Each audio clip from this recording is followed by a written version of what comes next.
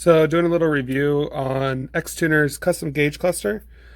Got this shipped over. He made me a custom cluster, has the name of the car, my signature, as I have on all my emblems, and a custom design with like yellow needles and represent the Type S cluster.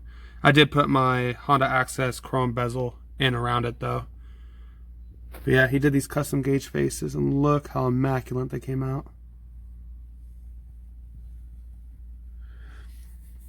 He did also, with the new face change, he did make them where they're LEDs now and light up fully. So my emblem, my signature is white before it lights up, and when it lights up, it does go yellow to match the needles. You see Athena lights up white, the edges are all red. You can see white glowing out around the needles. Another little cool factor about it, it does include a controller as well. So I can turn off, and it'll just turn off the rings around it and just leave the needles lit up.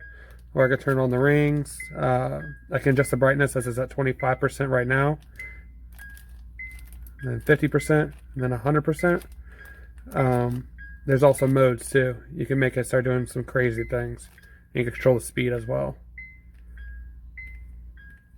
I gotta find back where the first one is.